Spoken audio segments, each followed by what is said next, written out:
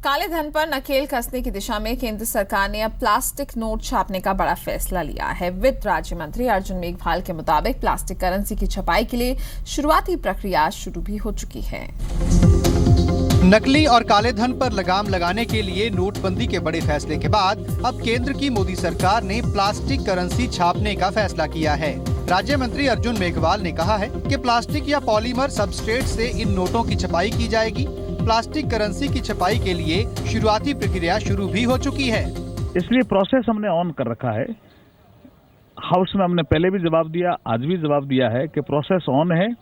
Fake currency को रोकने में प्लास्टिक करेंसी एक अच्छा माध्यम सिद्ध होता है। सर, मैन्युफैक्चरिंग ऑन है या फिर नहीं, प्रोसेस ऑन है, इसके सारे प्रोसेस ऑन है। ठीक है। नए प्लास्टिक नोटों की औसत आयु 5 साल की होगी और इनकी नकल करना आसान नहीं होगा। प्लास्टिक नोट के रूप में छापी गई करेंसी कागज के नोट के मुकाबले ज्यादा साफ सुथरी होगी। देखिए, जो फेक करेंसी है उसको रोकना और जो करेंसी हम जारी करते हैं उसको ट्रैकिंग करना, उसकी नंबरिंग और उसको, तो इसमें जो पेपर करेंसी है उससे प्लास्टिक करेंसी में आसान होता है। आपको बता दें कि पहली बार जालसाजी रोकने के लिए ऑस्ट्रेलिया में प्लास्टिक करेंसी चलाई गई थी, जिसके बाद से Canada, New Zealand, Malaysia, Singapore, Romania, Brunei, Maldives, Vietnam, Nepal और चिली में भी प्लास्टिक करेंसी का ही चलन है। ब्यूरो रिपोर्ट, जी मीडिया। वहीं चंडीगढ़ में नोटबंदी के 1 महीने पूरे होने के बाद जी मीडिया की टीम ने लोगों की राय जानी। लोगों की तकलीफें जरूर लोगों को हो रही हैं, लेकिन व्यापारी परेशान दिखाई दिए, लेकिन बावजूद इसके उन्होंने बेहतर भविष्य की उम्मीद जताई है। चंडीगढ़ में जी पंजाब, हरियाणा, हिमाचल ने नोटबंदी के 31 दिन पूरे होने पर स्थिति का जायजा लिया।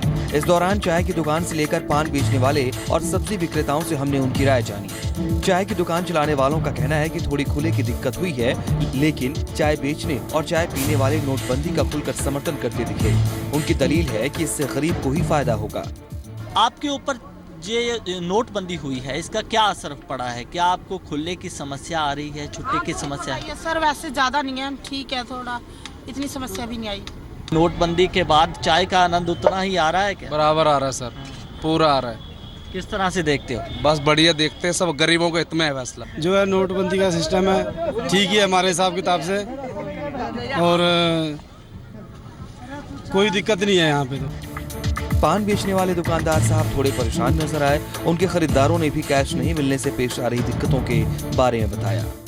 क्योंकि हम बैंकों में जाते हैं पैसा लेने के लिए, वहाँ भी लाइन लगाना पड़ता है, फिर भी पैसे नहीं मिलता है हमें। सब कह रहे हैं नवी करेंसी दो, नवी करेंसी मिल नहीं रही, आ नहीं रहे पैसे।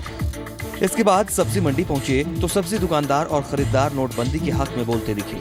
उन्होंने बताया कि नया काम शुरू करने पर परेशानी तो होती है, लेकिन वो नोटबंदी को बेहतर कल की नजर से देखते हैं। और तो कोई दिक्कत नहीं, ये है कि परेशानी तो धीरे धीरे ख़त्म ही हो जाएगी। जब शुरू में कोई भी काम होता है तो उसको तो थोड़ी सी झेलनी पड़ती है। तो थोड़ी समस्या जरूर आई है, लेकिन इसका रिजल्ट तो कुछ दिन बाद दिखाई देगा। ये अच्छी उम्मीद है।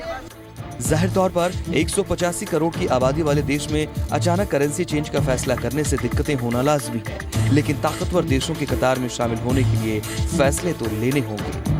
थोड़ा असर जरूर देखा जा रहा है, लेकिन अगर पूरे इस फैसले को देखें तो इस फैसले को सकारात्मक रूप से देखा जा रहा है। कैमरामैन अश्विनी के साथ रविंद्र सिंह, जी मीडिया, चंडीगढ़।